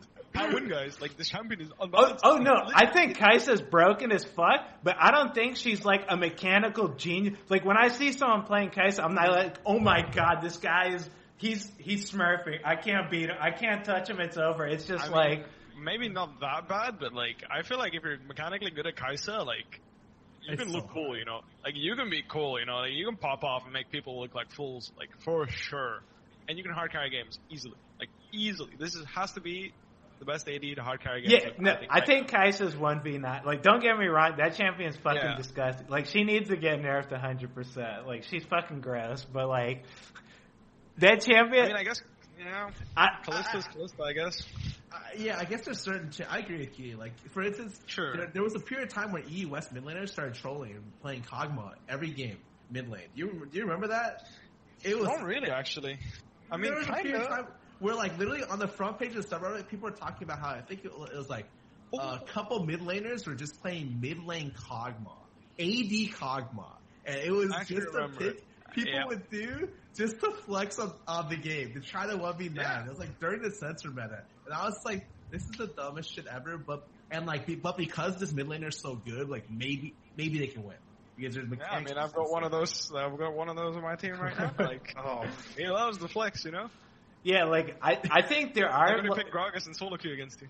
Oh my, Kitty! I don't know if you know this. I played against Cat. I didn't realize it was Cat until like halfway through the game or end of the game, and he solo killed me playing the Gragas versus Zed. He was AP Gragas, and he comes back to lane, and my jungle and support meet him 3 times in a row, and he's just 1 and 3 in like 2 minutes. Just starts running it down mid, and I'm just like, wait, I thought you were gonna say he's like time, actually bodying you, like 1v3ing or some shit. Like, not he's just beating. He like crushed me, but then it was just like the follow up to that was him just like hard in running it down mid, and I was like during this time I was reading Reddit about how like NA SoloQ sucks, like EU is much better. I was like, this is your top EU mid laner, come on, dude.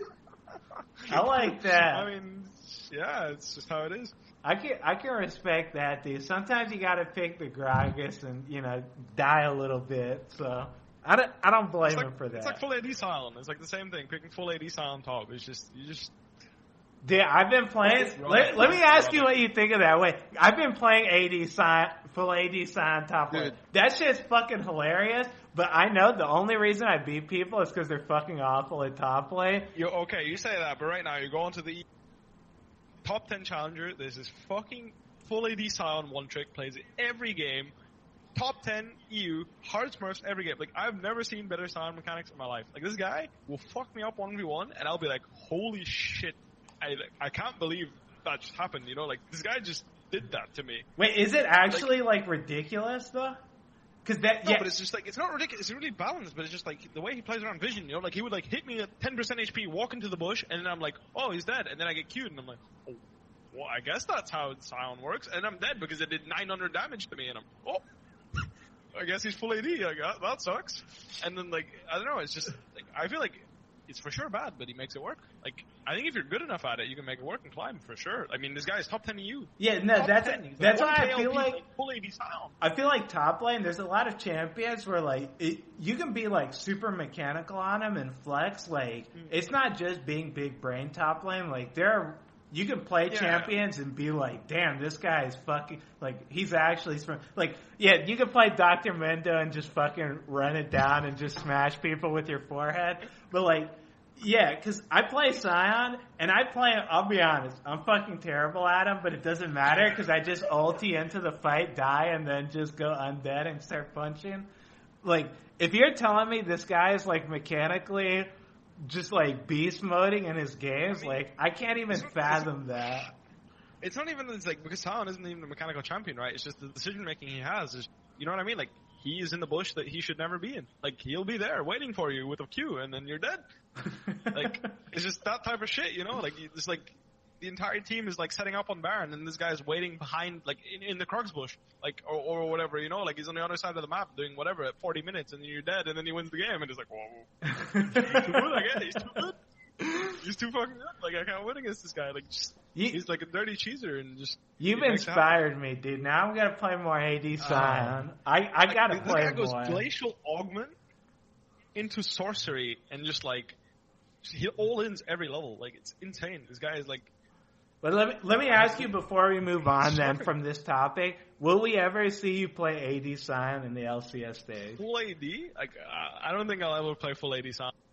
Oh, I might play Scion again. He actually got buffed. I actually think he's a good champion. Oh yeah, no, he got that Soul Furnace buff. Yeah, that shit is fucking... Yeah, that shit's gonna be disgusting. But you don't think you'd ever play full AD Scion? Like, let's say... I don't know... Not in LCS. I mean, obviously I'll run it down in a game or something. This guy has inspired me. Like, I've gotten too close more than once. Like, I've considered it more than once. Are you saying this though because you don't want people to know? Are you trying to hide this strat or? I mean, I think AD items are like certain AD items are so unbalanced that it doesn't matter. Like, you know what I mean? You can play like Heimerdinger with Duskblade and Stormrazor and probably kill somebody. You know, like. Just go ignite, electrocute, Duskblade, Stormrazor, and you're probably killing people. That's the fucking truth, dude. Dude, let's leave this topic on that. Amen to fucking that one. Let's go to the final topic, the Discord question and answer topic, everyone's favorite. So let's start it off right. We're gonna start off with the one and only. Let's go and take a look. Well, let's start it off with Lutch3KO wants to know, will Marksman be viable in the next coming patch with the changes that will be done? I'll say, I think Marksmen are in a great spot right now. I think that they're definitely, I don't want to say that they're better, like mages are still pretty situationally good, but like the vast majority of the time, probably a Marksman is better. I mean, what do you guys think about how Marksmen are right now? Bwipo, you got this. I mean, basically, like the main reason why, you know, like, we had to get Reckless back, like, really quickly is because at the end of the day, like, when we were, like, doing most of our drafts and like, talking about the game, like, we ended up with the conclusion that it's probably better to just have Varus in this game. We should probably not pick Ryze or Swain over Varus in this situation. You know, and it was like, well, good, like, you know, like, then I'm just like, well, why am I playing if that's the conclusion? And we're like, well, yeah, good thing we have this AD carry guy. So... I'm pretty sure Marksmen are good right now. Like, they're actually just straight up good. Maybe better than mages. I just think that just certain mages are just really unbalanced, like Swain. I think there's too much synergy with certain support champions. Like, Alistar Swain is a no counter play lane still. Yeah, that makes sense. It's really disgusting. Like, if you get, like, I think it's nice to have them as pocket picks, you know? Like, if you see, like, a little Sivir and you have an Alistar Swain into Sivir, the guy isn't playing the game, you know? Yeah, I think situationally, like, mages, they can just absolutely destroy a lane. If like someone blind picks just some awful shit and you counter pick them, it's fucking over bot lane. But yeah, I agree that I think the vast majority of the time probably an AD is just better. Sky, you don't have anything on it? I think that's a good. That's gonna be bad for one type of player. So I think that like right now it's pretty impossible to play Janna because all the mages crush Janna. So, like, if mages are ever viable bot lane, and, like, you blind Janna, like, get ready to get, like, destroyed. I think that is, like, it's really hard for her to come back if mages are viable at the AD position. Right. I think that's why there will be AD carry players that have, like, a Swain ready, you know? Like, at Worlds, for example, I wouldn't be surprised if, like, the best teams in the world will have, like, a Swain or a Ryze ready and just punish you if you ever try to get cheeky. Yeah.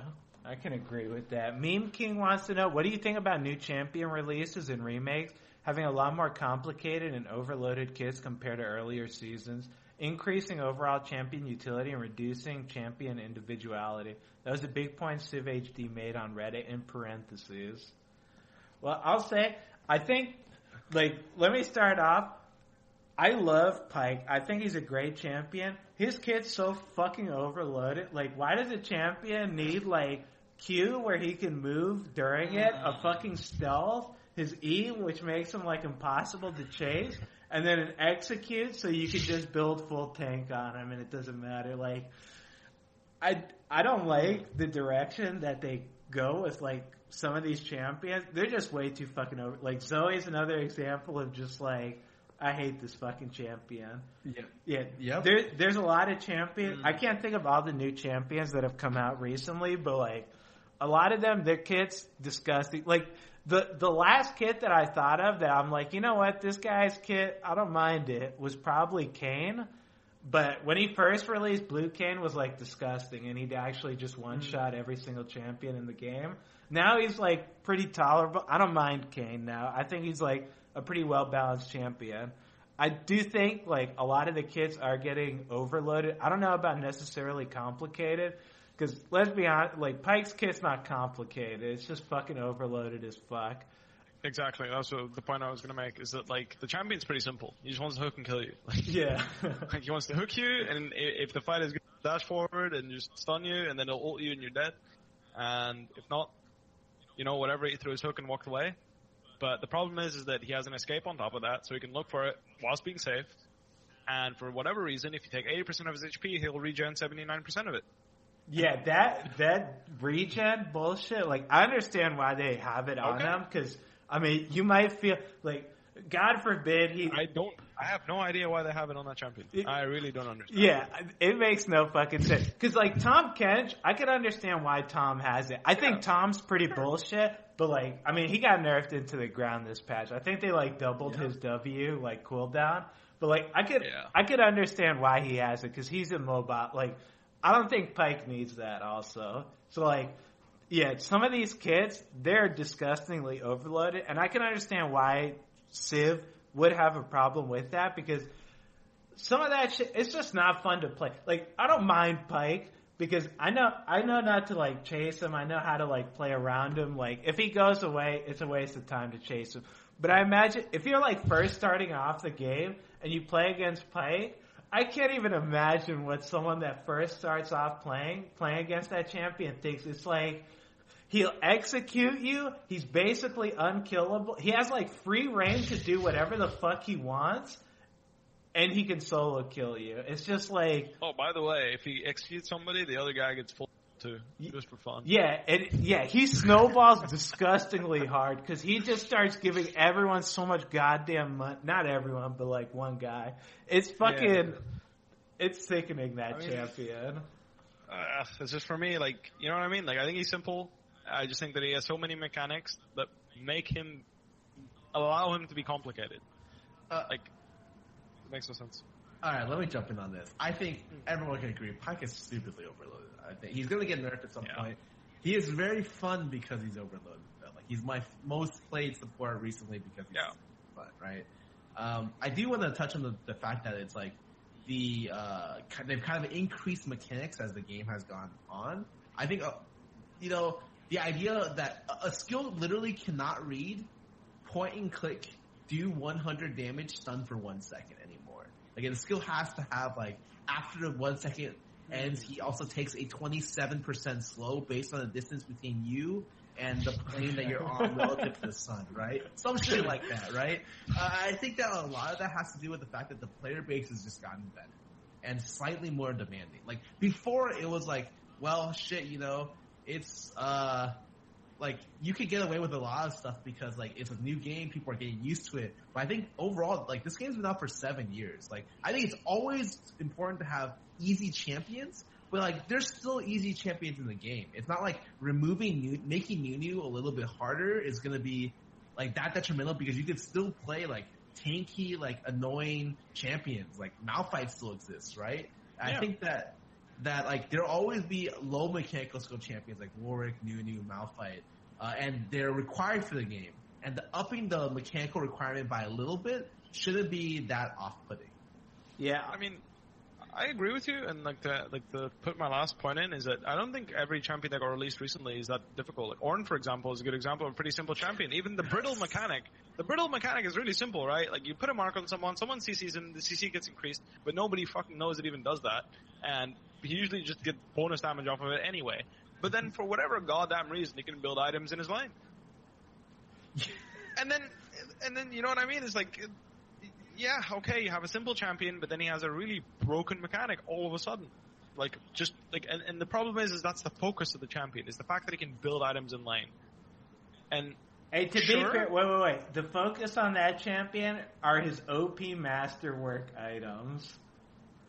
Yeah, those items, nutty. Yeah. Absolutely busted. That's the real focus on it, but you can continue with masterwork items. Yeah, how could you forget that, dude? Come on, that's like everything. No, but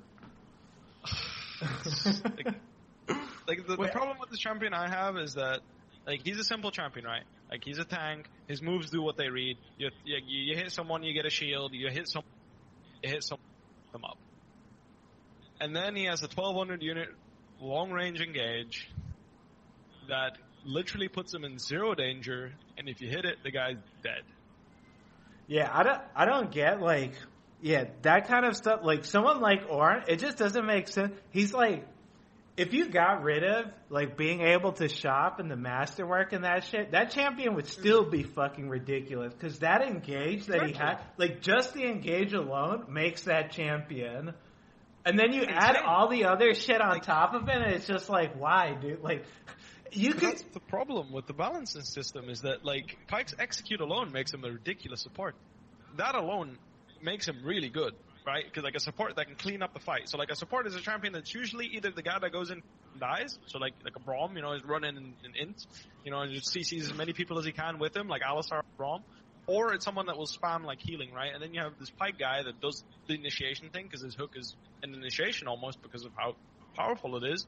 And then you can wait in stealth or whatever, like, be super mobile, and then kill literally everybody on the enemy team once they get low enough HP. So I feel like, sure, the champions are overloaded, but I don't think they're necessarily complicated. I just think they get overloaded, so there's too much good shit you can do, and there's no Malphite, you know? There's no, like, haha, I'm gonna ult 3 people and then drop dead or whatever. I feel like Rek'Sai was the most recent release that was actually a good, simple champion. Yeah, I think, go in, like, you knock someone up, you deal as much damage as you can, and you try and go out. Yeah, those kinds of champions, I just don't think Riot will make those kinds of champions again. To finish off this topic, like, Riot, when they first started off, they said they want to make champions that are fun to play and fun to play against. It turns out when a champion's fun to play against, it's not necessarily fun for the person playing it. So now, I feel like, personally, they focus on having champions that are fun to play. Like, I love playing Pyke. Like, when I play that champion, I feel like a god. But, like, I know that the person playing against me is just like, I pray to God that someone hits a CC on this fucker, because I can't do anything. Like, if they're a damage dealer and they don't have a CC, I'm going to run laps around them. And there's nothing that they can do until someone hits me. So, is that a good or a bad way of going about it? I mean, Riot knows, and probably not any of us, but I don't like the way it is, but whatever. I mean, there's enough simple champions, I think. Like, you can just go back and play the old ones. Yeah. Let's go with one more topic. We'll go with Aaron8577. He wants to know, because you talked about it, the new Akali, in your opinion, is she as disgusting as she appears to be? Like, should she be permabanned or not? I'll say, people have been telling me Akali's broken as fuck. Every time I have it in the mid lane, it feeds its ass off. I'm just like, this champion looks like the most useless shit. Like, some games, I'll have her, and I'll be like, what the fuck is happening? She's just 1v9ing. But, like, half the games that I play with her is just the person feeds their ass off. I don't know if she's broken or not. Probably Bwipo knows better. Yeah, she's broken. She's broken? No questions asked. She's broken. Wait, is it because the cat's being really good, or is she just, like, disgusting? Of course, but, like, you know, like, even, you know, like, of course you need to be good at the champion to make her, like, actually disgusting. But, again, she is a victim of getting an overloaded kit and having a mechanic that makes no sense. So, for example, assassins, generally speaking, their wave clear is usually, like, a meh point. You know, it's like, they usually have some form of wave clear, but they have to sacrifice something for it. And then Akali gets 33% or 133% increased damage on minions when she hits level 9.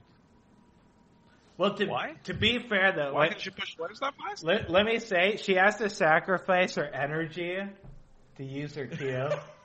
Oh yeah, and she gets a blue buff, and her W refunds her. Oh yeah, the W gives her energy. It's so weird now. And then like, you know what I mean? Like, I feel like the problem with it is that she has too much mobility, and she will survive. Like, no matter what, no matter how hard you think she inted, she's getting out of there. Like, her W is just such a broken ability, and she deals too much damage. Like, it's just a combination of everything. Like, I don't know how to put it in a way that makes sense, but this champion is not balanced for a multitude of reasons, and I think you can go by every single ability on that champion's kit and point out something that's not balanced about it. Yeah, I'll say, like, the times that I have seen her go ape shit, like, she'll invade with, like, our jungler. Like, I feel like if someone face checks into her, like, she's gonna snowball and go absolutely ape shit. Like, God forbid, if you give her one kill, that champion's just gonna go fucking crazy. Like, I don't know what the fuck, like, I don't know how that champion works, like, where her damage comes from. But, like, I'll see her, she hits that, like, fucking, is it her E that leaps her backwards and then she can go back in?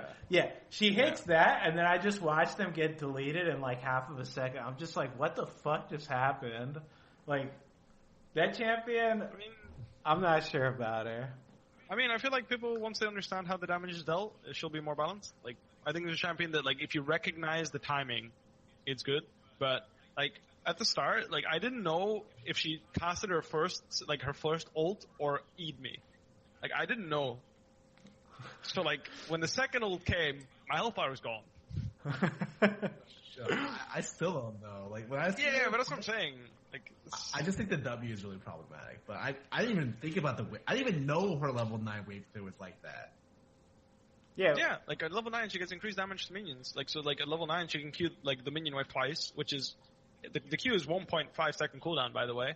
And then she uses 160 energy and the wave is gone. Wait, she can full clear the wave in 2 Qs at level 9? If she's like any reasonable state in the game, yeah. Wow, that's pretty surprising because her Q is like on a no second cooldown. Like, yeah, and it costs like a lot of energy, right? But like if you're clearing the wave and you're probably roaming, and by the time you find a champion, then you have your energy back. So like I feel like that's just something that there's no need. I feel like they can hit that, or at least make her build. Like for example, Talon at least has to build Tiamat to have consistent wave clear, and that sets his power spike back. You know, he can't just like rush Duskblade unless he's like monster fed in the game, in which case, of course, Talon is going to be problematic. But I feel like it allows a window of opportunity where, like, okay, you know, he has to slow down his build. He's going to be a little weaker in the game. I can contest him now. But with Akali, like, she's just rushing her Gunblade, like always, one-shotting the wave anyway, one-shotting me anyway. I guess it blows. Like, I guess I'm losing, guys. All right, like, so then that's just how it feels with Akali. Let's just say, is Akali must-ban status? I think in SoloQ, at a certain MMR, yes, but below that, I mean, yeah, I could probably leave it through, you know, like, people probably aren't good enough at Akali, because I feel like it's a champion that will int if you're not good at it, you know, like, you can't make the, like, disgusting plays unless you're good at it. Alright, fair enough. Well, that's gonna conclude Beyond the Rift episode number 158, starring the one and only I'm a Cutie Pie. Thank you for joining me, Bwipo, if the people want some more of you, where can they get you? I'm on Twitter at twitter.com/BwipoLol, I believe. That's about it. Like, I should probably up my social media game a little. I'm usually pretty active on Twitter. Skara, hey, if the people want more of you, where can they get you? Twitter. You can find me at Skara. I'll be streaming right after this. But thank you, Bwipo, so much for coming on.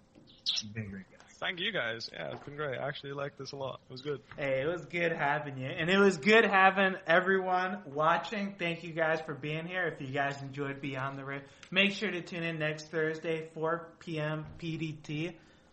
It's going to be a fantastic one. I guarantee Skara will not be able to top Bwipo, but he'll be able to get at least a moderately decent guess. Wait, I thought Yankos is coming next week. Something like that. Ooh, wait. I mean, no, but you're better than Yankos. Don't worry about it. That's gonna. Well, we'll see. This week we're gonna play ULCS, right? Who's getting first? Let's find out. All right, whoever gets first will be re-invited. There you go, fellas. Oh. Well, that's going to conclude Beyond the Rift. Hope everyone had a good time, and we'll see you next Thursday. Smell you later, fellas.